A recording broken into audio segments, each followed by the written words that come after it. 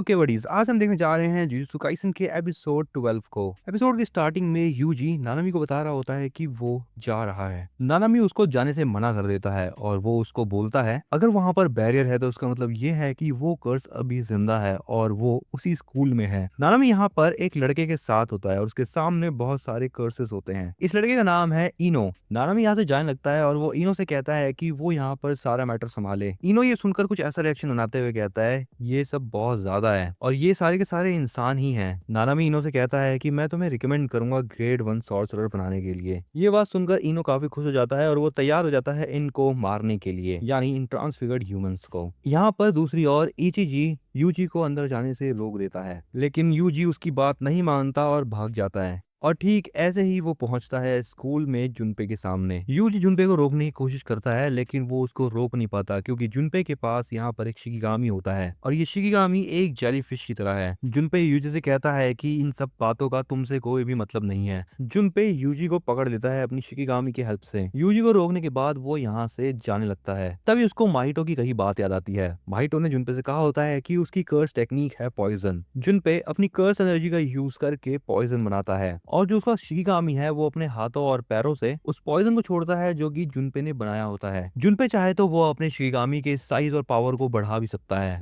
ये सब करना उसको माहितो सिखा देगा जिससे कि वो आराम से किसी से भी लड़ पाए। माहितो जुनपे से ये भी कहता है कि वो काफी टैलेंटेड भी है। जुनपे नोटिस करता है कि यूजी ने उसकी कॉलर पकड़ ली होती है और वो उसके शिकिगामी से भी बच चुका होता है। अब जुनपे जाके अपने शिकिगामी की कवर ले लेता है जिससे कि यूजी उसको हिट भी नहीं कर पाता। अब यूजी अपने फिस्ट में कर्स एनर्जी लाता है और वो जोरदार हिट करता है उसके शिकिगामी पर जिससे कि वो नीचे जाके गिरता है स्कूल से नीचे गिरते हुए जुनपे ये सोच रहा होता है कि उसके शिकिगामी का पॉइजन यूजी पर काम क्यों नहीं कर रहा। लेकिन गिरते समय यहाँ पर जुनपे अपने शिकिगामी पे गिरता है और बच जाता है। यूजी की हरकतों से जुनपे यहाँ पर बहुत ज्यादा गुस्सा हो जाता है जिसके बाद वो अपने शिकिगामी के टेंटिकल्स पे डंक ले आता है और वो उन डंकों से यूजी पर हमला कर देता है। लेकिन यूजी बस अपने पंचेस से ही उसके डंकों से बच जाता है। यूजी को याद आता है कि गोजो ने उसको बताया था कि जब भी उसकी लड़ाई किसी शिकिगामी यूजर के साथ हो तो उस केस में शिकिगामी को नहीं उसके यूजर को अटैक करना।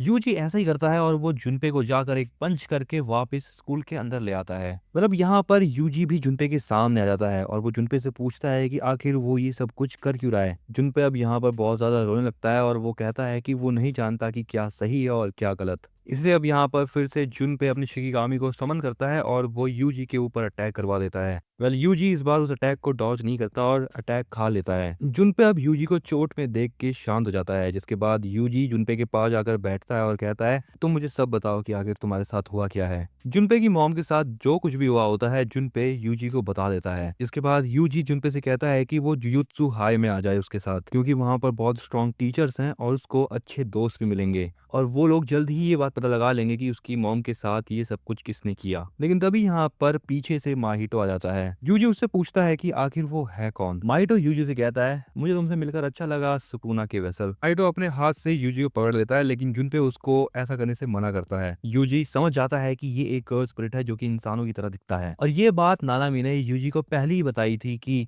एक ऐसा कर्स स्पिरिट है जो कि इंसानों की तरह दिखता है और उसके मुंह पर टांके लगे हुए हैं। यूजी यहाँ पर जुनपे को भागने के लिए कहता है लेकिन जुनपे यूजी से कहता है कि वो शांत हो जाए क्योंकि माहितो कोई बुरा आदमी नहीं है। लेकिन तभी यहाँ पर माहितो आगे आता है और वो जुनपे के कंधे पे हाथ रख देता है। माहितो जुनपे से कहता है तुम जानते नहीं हो लेकिन तुम बहुत बड़े बेवकूफ हो और इसी बेवकूफियत के चलते तुम मरने वाले हो। और माइडो यहाँ पर आइडल ट्रांसफिगरेशन का यूज करता है जुनपे के ऊपर। यहाँ पर यूजी के सामने जुनपे एक ट्रांसफिगर्ड ह्यूमन में बदल जाता है। अब ये ट्रांसफिगर्ड जुनपे जाके यूजी के ऊपर हमला कर देता है लेकिन यूजी उसको शांत करने की बहुत कोशिश करता है। यूजी जुनपे से कहता है कि वो उसको हील कर देगा लेकिन वो ट्रांसफिगर्ड जुनपे जो है वो यूजी के ऊपर पंच करता रहता है। यूजी जोर से सुकुना का नाम चिल्लाता है। सुकुना यहाँ पर आता है और कहता है क्या हुआ तुम्हें। यूजी सुकुना से कहता है तुम जो कुछ भी चाहते हो मैं वो सब करूंगा लेकिन तुम जुनपे को ठीक कर दो जैसे तुमने मेरे दिल को ठीक किया था। लेकिन सुकुना साफ साफ मना कर देता है कि वो ऐसा कुछ भी नहीं करेगा। सुकुना देखता है कि यूजी पैक्ट के बारे में सब भूल चुका है जो भी उसने सुकुना के साथ बनाया था। माइडो यहाँ पर ये सोच रहा होता है कि रिवर्स कर्स टेक्निक की हेल्प से जो उसके बनाए हुए ट्रांसफिगर्ड ह्यूमंस होते हैं वो बिल्कुल ठीक नहीं हो सकते। सुकुना यहाँ पर यूजी की बहुत ज्यादा बेइज्जती करने लगता है अब और वो यूजी की इस हालत पे बहुत हंस रहा होता है। यहाँ पर यूजी के ऊपर सुकुना और माहितो दोनों ही हंस रहे होते हैं। यूजी को यहाँ पे रियलाइज हो जाता है कि जो भी कुछ हो ये हैं तो कर्सेस ही। यूजी देखता है कि जो उसके सामने ट्रांसफिगर्ड जुनपे होता है वो अब मर चुका है। अचानक से यूजी माहितो के मुंह पे एक बहुत जोरदार पंच करता है। माहितो वो पंच लग तो जाता है लेकिन वो पीछे हट जाता है। माहितो लगता है कि यूजी के पंच से उसको कुछ नहीं होगा, लेकिन अचानक से माहितो के नाक से खून जाने लगता है। माहितो समझ जाता है कि ऐसा इसलिए हुआ क्योंकि यूजी एक वेसल है। माहितो यहाँ पर यही सोच रहा होता है कि उसको किसी भी तरीके से यूजी को सुकुना में बदलने के लिए मजबूर करना है, और ऐसा करने के लिए वो उन स्टूडेंट्स को यूजी के सामने ट्रांसफिगर्ड ह्यूमंस में बदलेगा, जिससे कि यूजी मजबूर हो जाए सुकुना के साथ एक पैक्ट बनाने के लिए।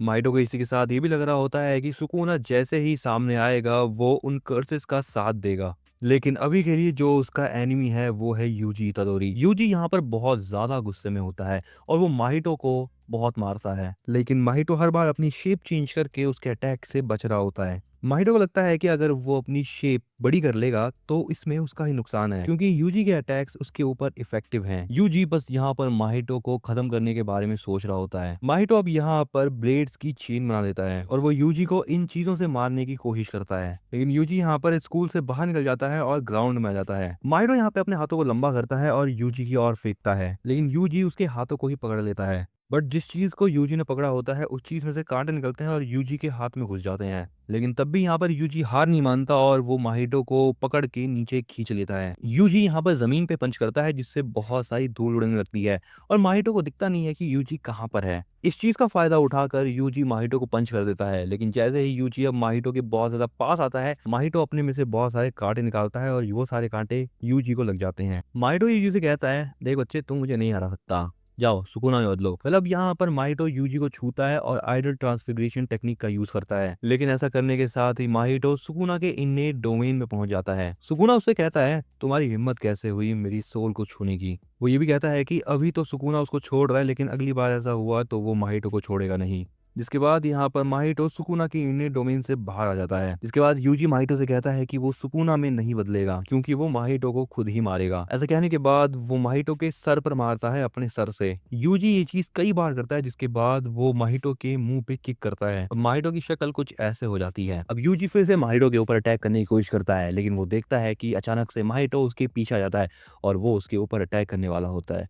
लेकिन जैसे ही माहितो यहाँ पर ऐसा करता है, बीच में नानामी आकर यूजी को बचा लेता है। नानामी यूजी से पूछता है कि अभी यूजी किस हालत में है। यूजी कहता है कि वो बिल्कुल ठीक है, लेकिन उसमें कुछ छेद हो रखे हैं। वो नानामी को ये बताता है कि स्कूल के जिम में सभी लोग बेहोश हैं। नानामी नोटिस करता है कि माहितो के नाक से खून निकल रहा है, जिस बारे में वो यूजी से पूछता है। यूजी नानामी को बताता है कि उसने माहितो को पंच किया था, इसलिए ऐसा हो रखा है। नानामी बताता है कि जो नानामी के अटैक हैं वो माहितो के ऊपर काम नहीं करते हैं। नानामी को यहाँ पर पता चल जाता है कि किसी रीजन की वजह से माहितो यूजी को नहीं मार सकता। नानामी यूजी को अपना प्लान बताते हुए कहता है कि वो सबसे पहले माहितो के मूवमेंट्स को रोक के रखेगा और जब उनको एक अच्छी ओपनिंग मिलेगी तब वो दोनों मिलके उसके ऊपर हमला कर देंगे, ताकि ये कर्स स्प्लिट यहीं की यहीं एक्सरसाइज हो जाए। इसी के साथ बड़ीज यहाँ पर ये एपिसोड तो एंड मैं मिलता हूँ तुमको इसके अगले एपिसोड में, वो भी जल्दी। तब तक तुम इस चैनल को सब्सक्राइब कर लो, इस वीडियो को लाइक करना बिल्कुल भूलना, क्योंकि ऐसा करने से तुम मेरी आने वाली वीडियोस को देख पाओगे।